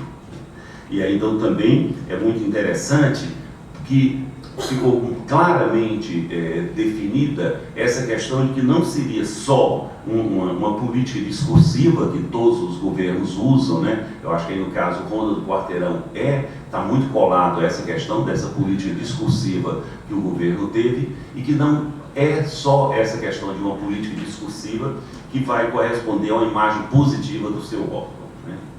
E aí então entra muito essa questão da não legitimidade dos órgãos, e que, de certa forma, nós estamos vivenciando um aspecto que eu acho central para se discutir a questão de segurança pública, fora a questão da impunidade, que eu concordo nessa questão muito forte da impunidade, para que a gente possa ter essa discussão de aumento da violência e da criminalidade no Brasil, e aí no caso específico, né, do Ceará. Mas essa discussão que nós vamos ter que fazer constantemente é a relação entre direitos humanos e segurança pública. Para mim é uma das questões assim, mais nebulosas que nós estamos vivendo. Nós que defendemos os direitos humanos somos colocados como defensores de bandidos. Nós que colocamos como defensores dos direitos humanos somos a favor da impunidade, né?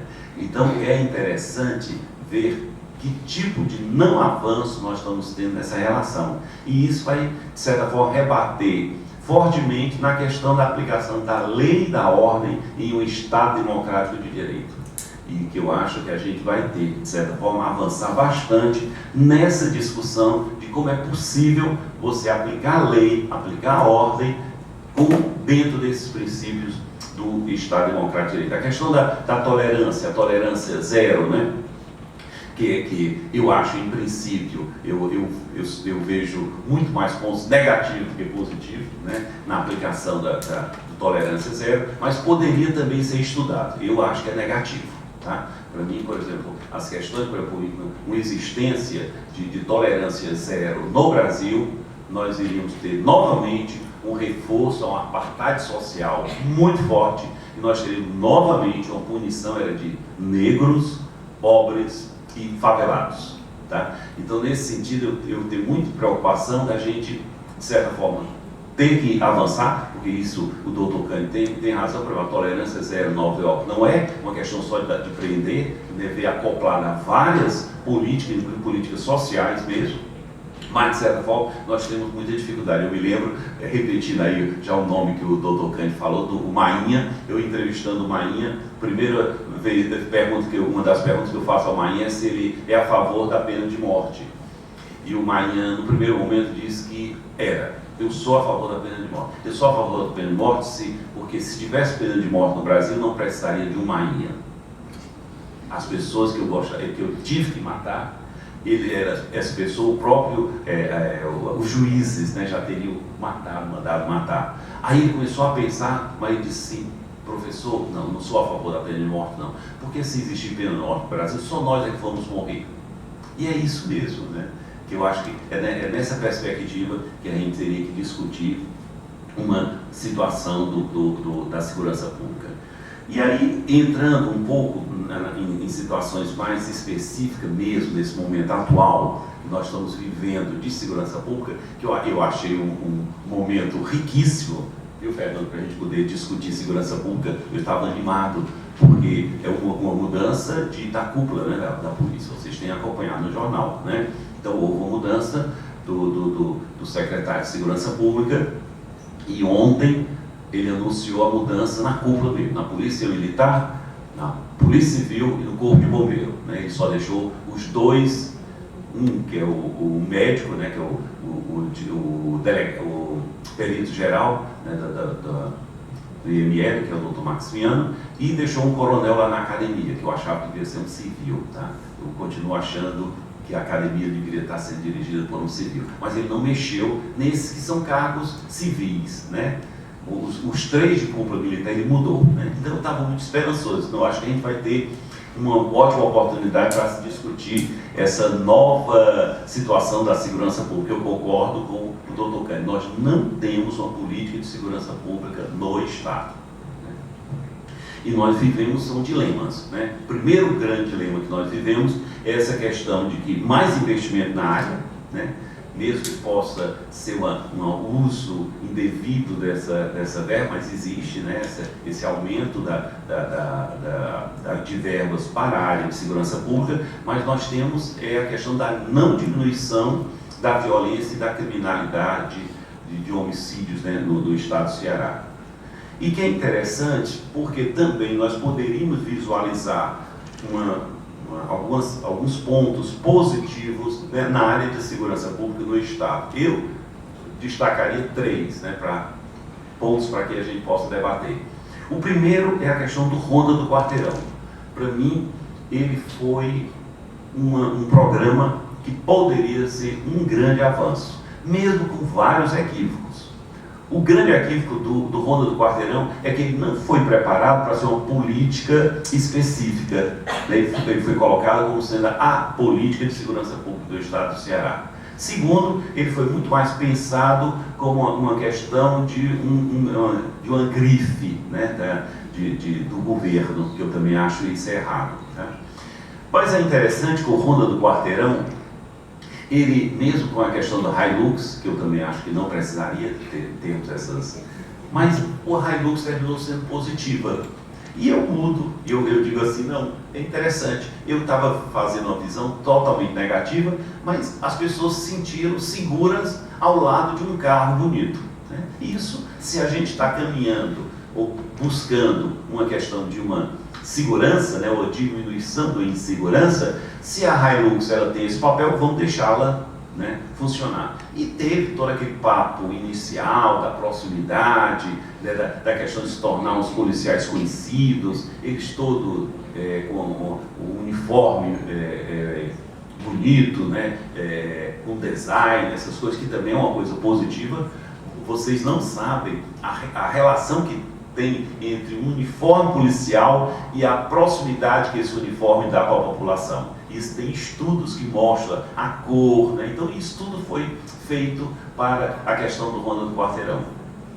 Mas era uma polícia de proximidade, tá? E era uma polícia que deveria ficar no interior de uma política de segurança pública. Como não tinha essa política de segurança pública, ela foi desaparecendo. E hoje, para mim, Ronda do Quarteirão, se esse novo secretário está falando de reordenar, ele vai ter que reordenar mesmo, né? Porque para mim não é mais o que nós tínhamos no início. Tá? Segundo ponto positivo que eu acho desse governo na área da segurança pública é a Academia Estadual de Segurança Pública. Né? Eu acho que para mim é um grande avanço, porque nós temos que ter cada vez mais essa formação unificada.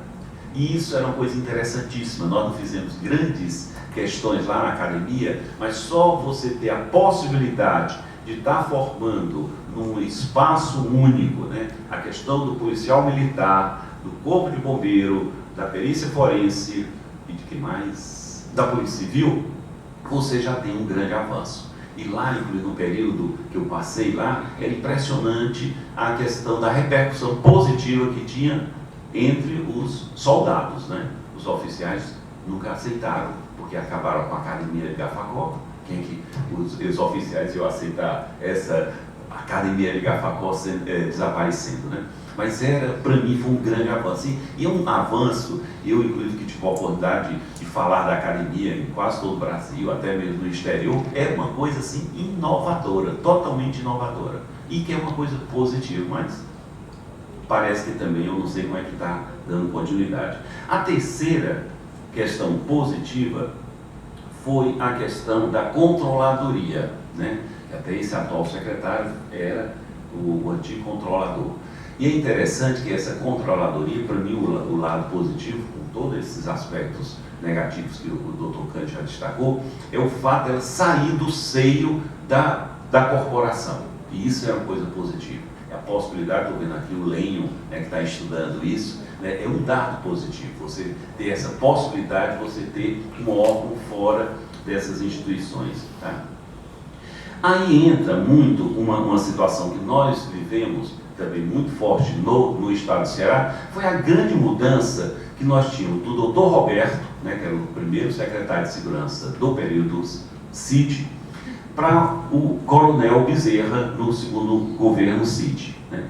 E aí então nós temos um dado que eu sempre falei muito, não é o fato de ter sido o coronel Bezerra secretário de segurança, mas o fato de ter sido escolhido um coronel da Polícia Militar para ser o secretário de Segurança Pública, isso não era admissível. Né? Nós temos 3 secretários ligados sendo coronel da Polícia Militar no Brasil. Né? Não são bons exemplos. É o Piauí, Ceará e Alagoas. Né? Parece que tem um quarto aí que eu estou me esquecendo. Somente o restante não são ligados à Polícia Militar, porque aí nós vivenciamos uma situação muito forte, que era o descompasso entre se ele era secretário de Segurança Pública ou ele era o comandante da Polícia Militar. O comandante da Polícia Militar não sabia se era comandante da Polícia Militar ou secretário do secretário, né? E esse dilema bateu fortemente na população. Nós aqui tivemos que vivenciar essa situação total de intranquilidade.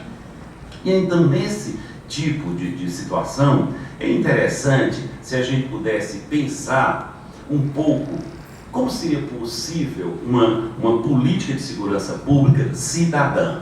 Né? Vocês sabem que nós temos no Brasil a política, desde o Lula, reforçada pela Dilma, é uma política de segurança pública cidadã. Será que realmente houve uma mudança para que a gente pudesse classificá-la como uma cidadã? Né?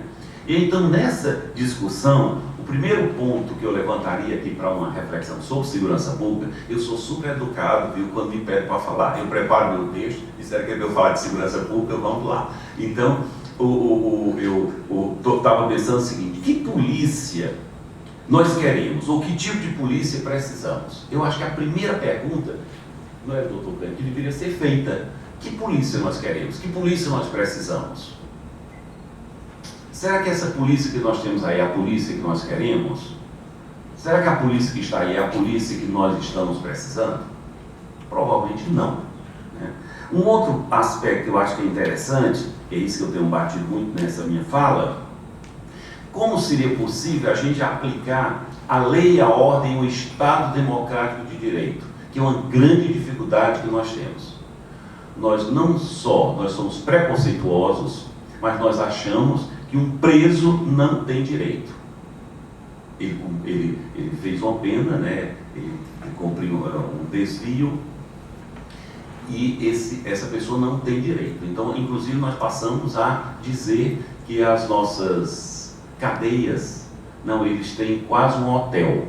Eu digo para todas as pessoas: se vocês não tiveram ainda o desprazer de conhecer, né, essas penitenciárias, vocês vão ver como é a situação. Não é nenhum hotel que ninguém gostaria passar alguns minutos lá.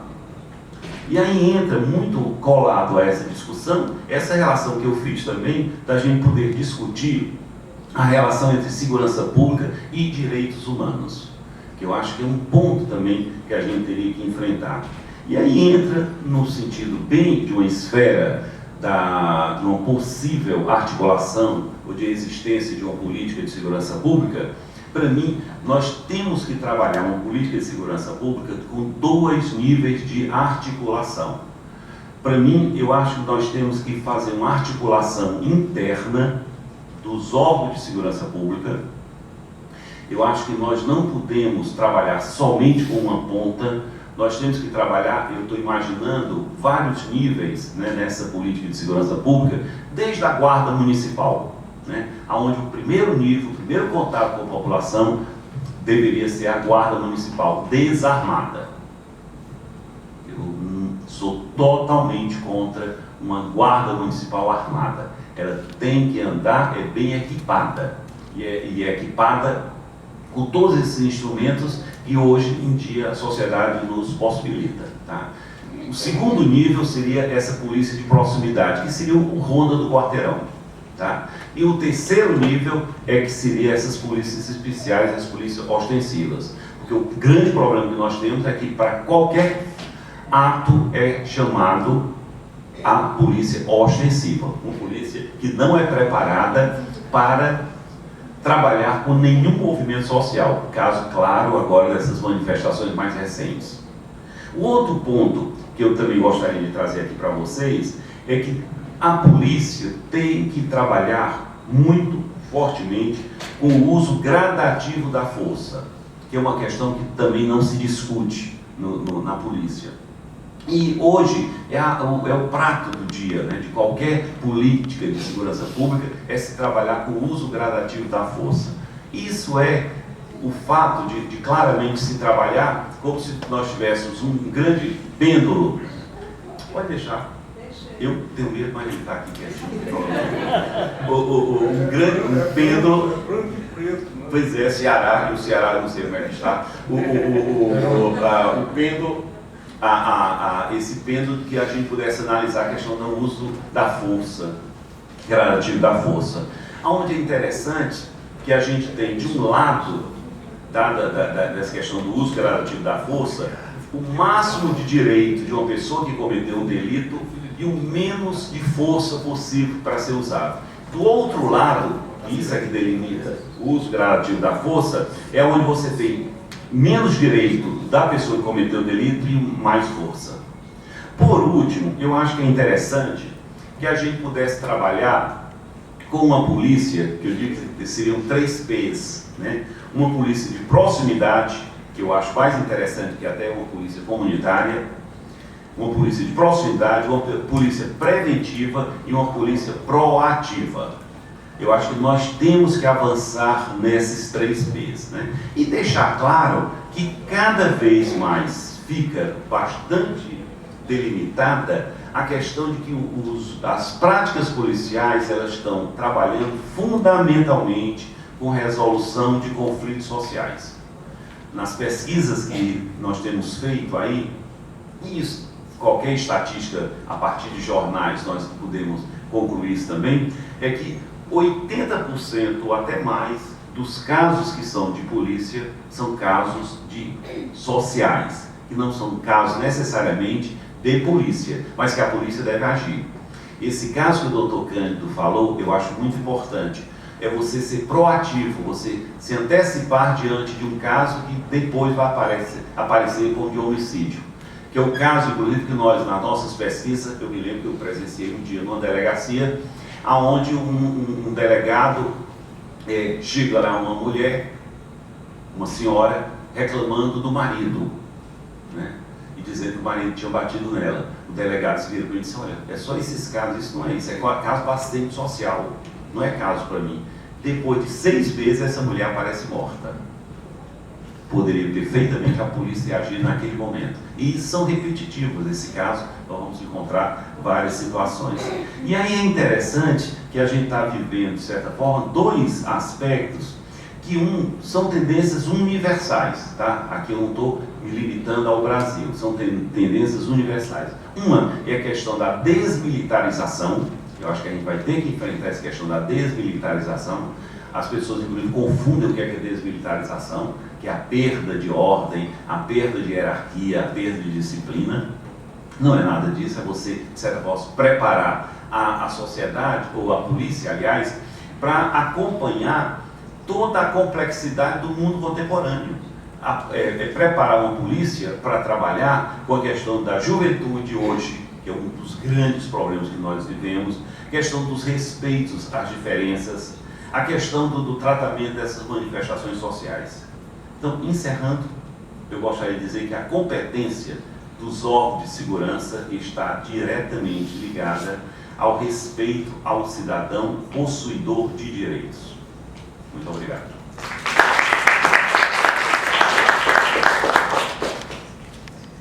O professor Fernando Pires pede desculpas, teve que ministrar aulas agora, pediu para eu continuar na condução da mesa. E agora a gente inicia os debates, né? Abre para as perguntas. E aí que o microfone para passar para as pessoas aqui. Então, quem tiver perguntas, vamos fazer blocos, né? Vocês se dirigem. Alguém se habilita? Comentários, perguntas.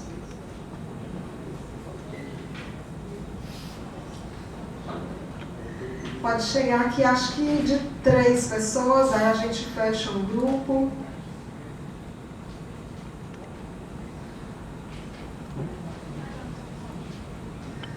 Pode vir, professor Antônio Rodrigues, aqui, por favor.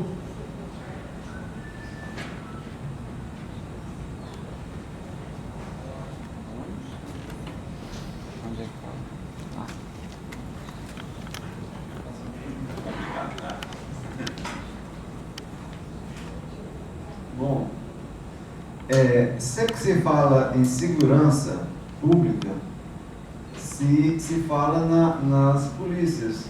Raramente, eu nunca vejo ninguém se referir a, depois que a pessoa passa do portão de um presídio para dentro, como uma questão de segurança pública mais, né? Então, eu quero questionar a mesa sobre isso. O sistema penitenciário é segurança pública? Porque eu considero assim, que a questão da violência, da segurança pública, ela fracassa, de fato, redondamente no sistema penitenciário. Porque as polícias, o sujeito não fica delinquindo indefinidamente, uma hora ele é apanhado pela polícia, né? Agora, depois que vai para passa do portão de um presídio para dentro, parece para a sociedade, para a maioria das pessoas, que a coisa está resolvida, o sujeito foi preso, mas aí que, para mim, é que começa um ciclo de outros, né? Porque, de fato, o sistema penitenciário nunca deu respostas à sociedade, as respostas necessárias, e piora. Eu acho que basta dar o índice de reincidência que é em torno de 80%. Quer dizer, o que é que, de fato, o sistema penitenciário faz pela segurança pública?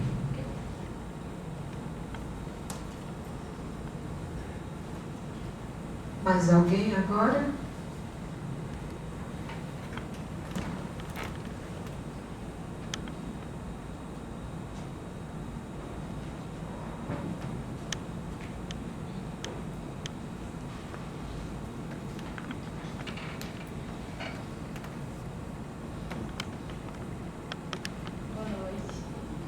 Boa noite.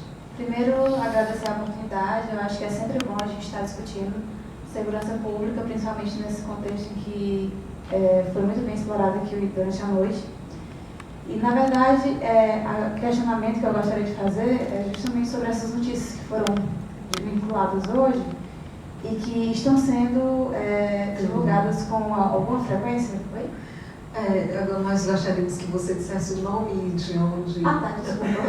Só para a gente identificar. Falta de educação. Fernanda.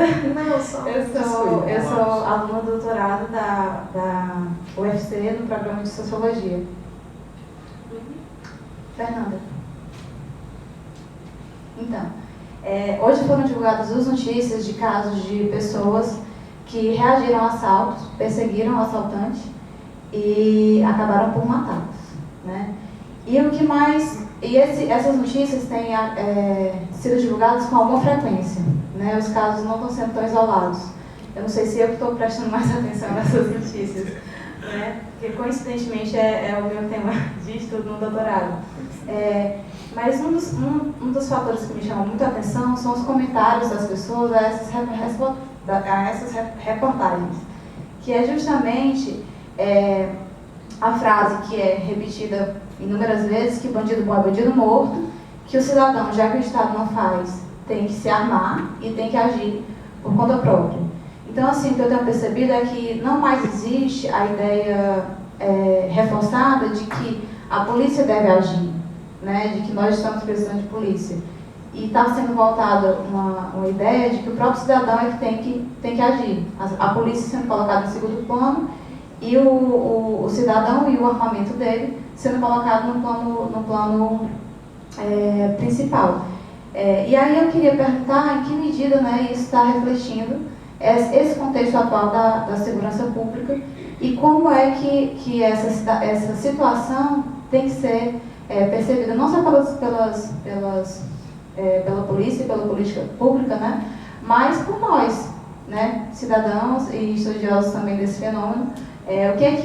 O que é que não só a atitude, mas a ideia de que ela deve ser reforçada, né, indica sobre essa situação em que a gente está vivendo atualmente. É isso.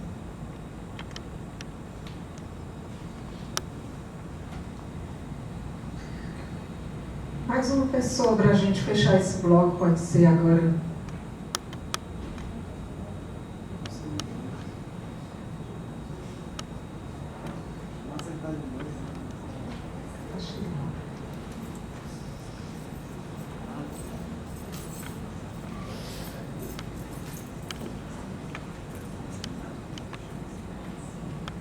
Boa noite. Meu nome é Lênio e eu sou doutorando em Sociologia. Eu vou formular minha pergunta para o professor Cândido, mais voltado para a questão da atuação dele na OAB, como assim, a OAB poderia dar uma contribuição no que diz respeito aos problemas de segurança pública de um modo geral. Eu tive a oportunidade de ouvir uma das falas do secretário de Segurança Pública, né, o Novo, a compreensão dele sobre como os órgãos de segurança eles precisam atuar de forma integrada, de forma sistêmica, envolvendo inclusive outros segmentos, né, que a atuação da polícia, os resultados que a gente pode esperar do sistema de segurança pública, eles dependeriam muito da ação conjunta, inclusive do Ministério Público e dos segmentos da Justiça Criminal, principalmente, né?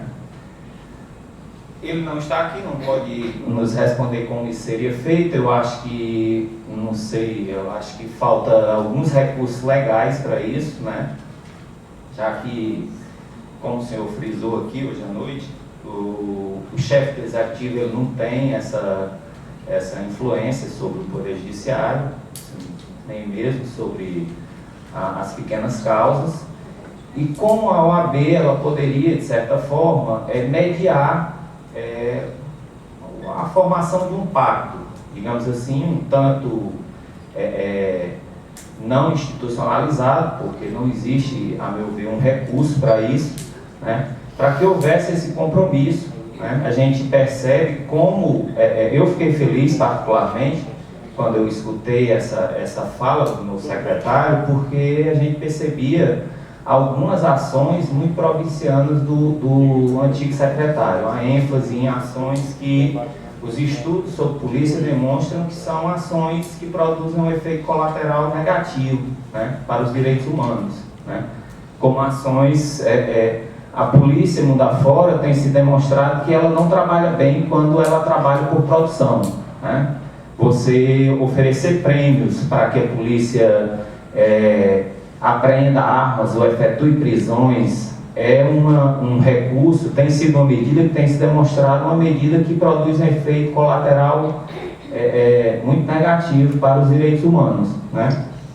Então, assim, essa leitura do novo secretário me pareceu um ponto muito positivo, né? Sinalizou algo muito positivo no que diz respeito ao desempenho das agências de segurança pública no Estado, né?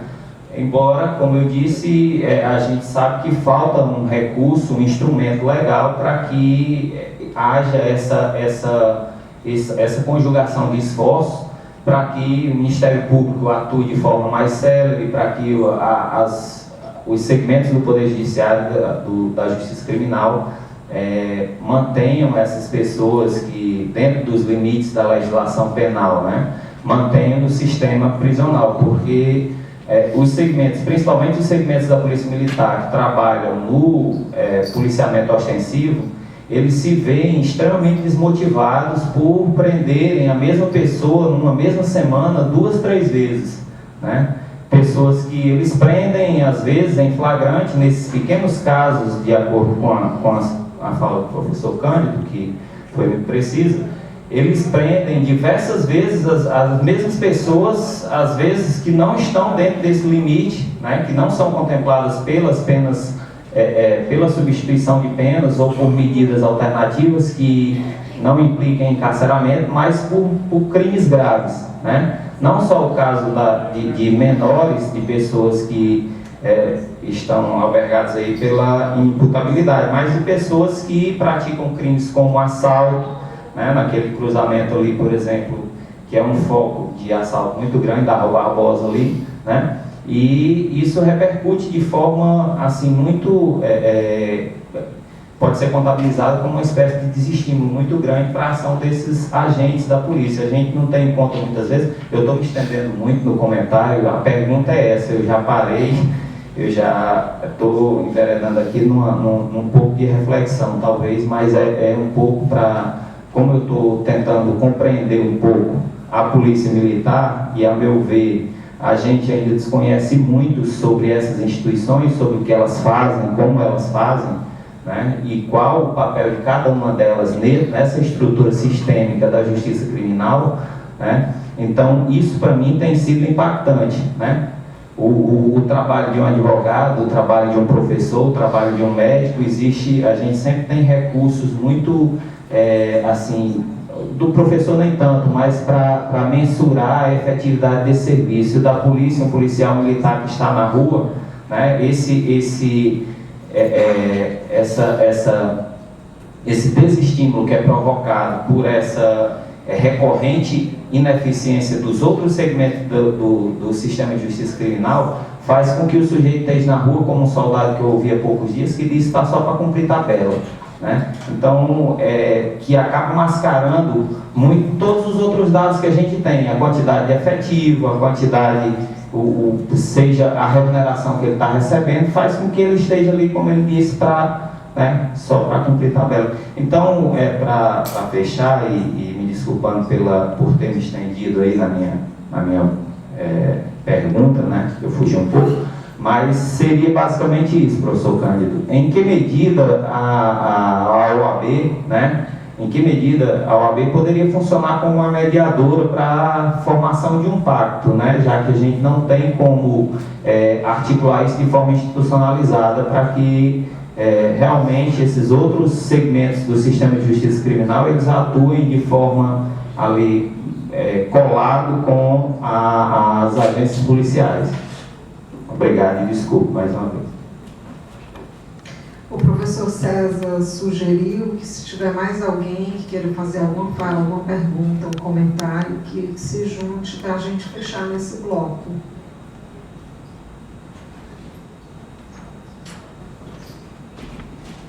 Mais duas pessoas.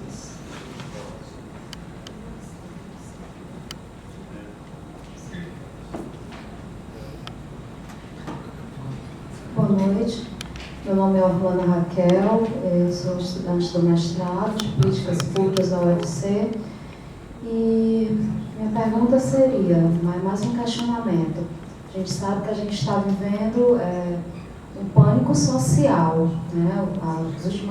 manchetes que eu li no jornal, a fala é essa, um pânico social. A sociedade se vê acuada, com medo, porque não tem segurança pública, não tem políticas, enfim. Diante desse pânico social, a sociedade faz algumas pontuações, que seria... eu entro na questão da redução da maioridade, né? Na questão da violência de jovens e adolescentes.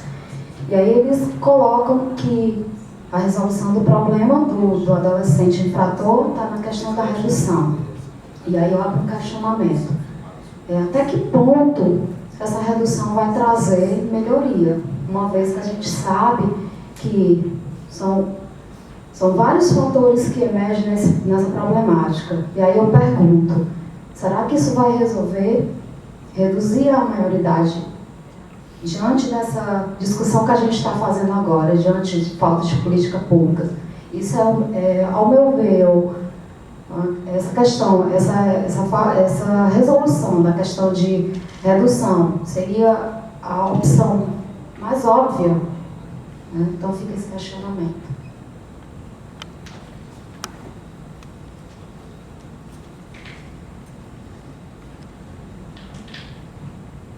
Boa noite, meu nome é Yuri, eu sou aluno da graduação do curso de História da UFC e pesquiso História Militar Brasileira, principalmente no século XX. E é questão do que o professor César falou da desmilitarização da polícia, né? Como o senhor deve saber, professor César, o Polícia Militar e o Corpo de Bombeiros Militares são tidos como forças auxiliares às Forças Armadas, sendo que eles são regidos pelo mesmo código, no caso o Código Penal Militar, que data de 1969. Então, não seria o caso de, no lugar de uma desmilitarização da polícia, sim uma reforma do Código Penal Militar, desvinculando a questão disciplinar das Forças Armadas e das Forças Auxiliares, onde tem uma maior flexibilização quanto a questões, principalmente a descumprimento de ordens arbitrárias, uma flexibilização quanto à disciplina, né? Quanto a se negar a cumprir ordens arbitrárias ou ordens violentas, elas sejam mais flexíveis, né, em relação às forças auxiliares que às Forças Armadas, uma vez que nós temos que lembrar também da própria situação em que se encontra o policial, né, que nós vemos lá a tropa de choque, ela está ali obedecendo ordens, mas a ordem que vem é uma escala de comando.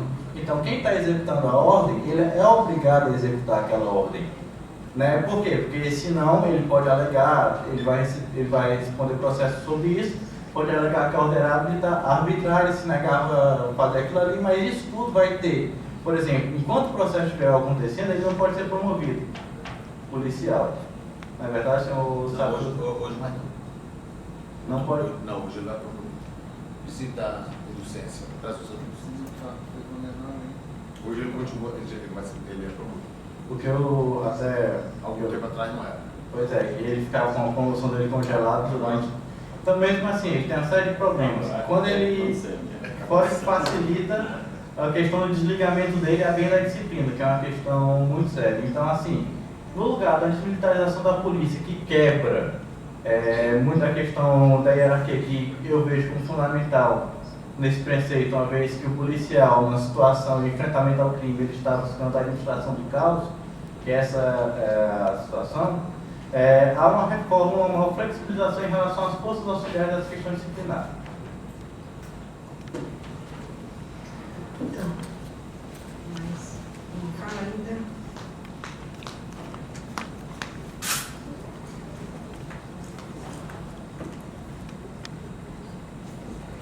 Boa noite a todos. Sendo bem sucinta, até porque eu cheguei um pouco tarde, não peguei muito bem o discurso de vocês, na fala dos integrantes da mesa. Mas, assim, uma coisa que eu tenho percebido é que um dos grandes equívocos para se pensar a segurança pública hoje é exatamente a ideia de pensar a segurança pública como questão de polícia. Então, por quê, né? Por que quando se fala em segurança pública,